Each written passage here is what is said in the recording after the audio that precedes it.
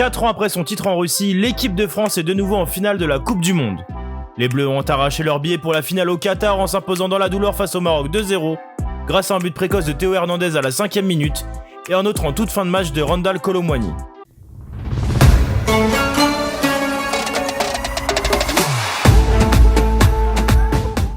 Mission réussie pour l'équipe de France.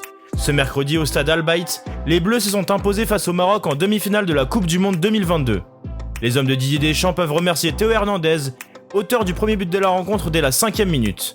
Car clairement il ne fallait pas être en retard pour le coup d'envoi de la rencontre, car tout est parti très vite. Face à la meilleure défense de la compétition, à savoir le Maroc, qui n'avait encaissé qu'un but, les Français ont vite voulu se mettre dans de bonnes conditions et éviter le piège marocain comme le Portugal en quart de finale, l'Espagne en 8e ou encore la Belgique ou la Croatie en phase de poule. Et dès la 5e minute, la France trouve la faille.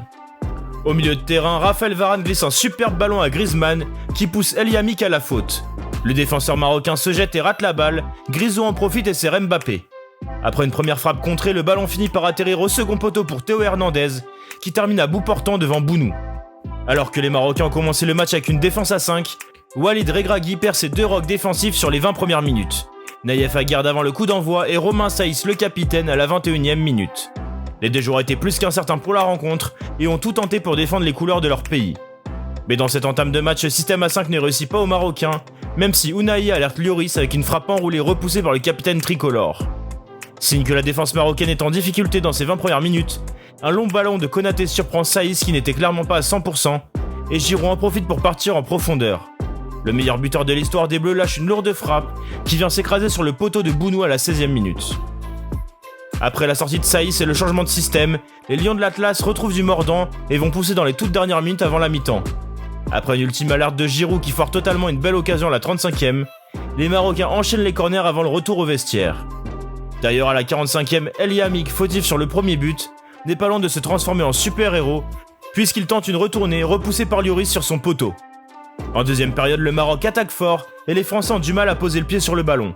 Les Lions de l'Atlas se lancent dans un énorme combat physique, à l'image du traitement de faveur assez particulier réservé à Kylian Mbappé. L'attaquant parisien était victime de nombreux tacles sans jamais obtenir de coup de sifflet. À la 55e, juste après une faute d'Amrabat non sifflée sur le français, Konaté, auteur d'une prestation XXL ce soir, repousse un centre dangereux devant En-Nesyri. La France souffre, perd même des ballons dangereux, à l'image d'une erreur technique de Tchouaméni dans le dernier quart d'heure. Et pourtant la France reste dangereuse et va anéantir les espoirs marocains sur une superbe action collective. Youssouf Fofana se projette et touche Marcus Thuram côté gauche, aux abords de la surface de réparation. L'ancien Guingampais qui a réalisé une très belle entrée, trouve Mbappé en retrait à l'entrée de la surface.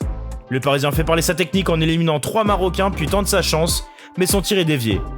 Heureusement pour la France, Randal Kolo Muani surgit au second poteau et pousse le ballon au fond des filets pour son premier ballon à la 79e minute. Le joueur de Francfort venait à peine d'entrer sur le terrain.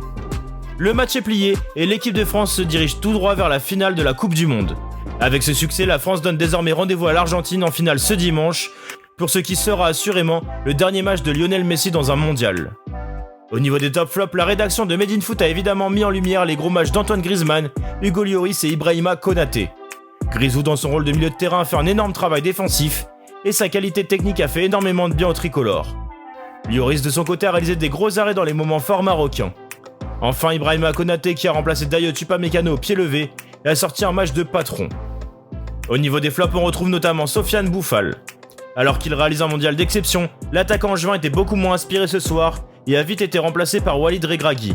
Même chose pour Youssef En-Nesyri, l'attaquant du FC Séville. Enfin, Jawad El Yamik va avoir des regrets sur sa mauvaise lecture de jeu à la 5e minute et surtout sur sa retournée qui a terminé sur le poteau avant la mi-temps.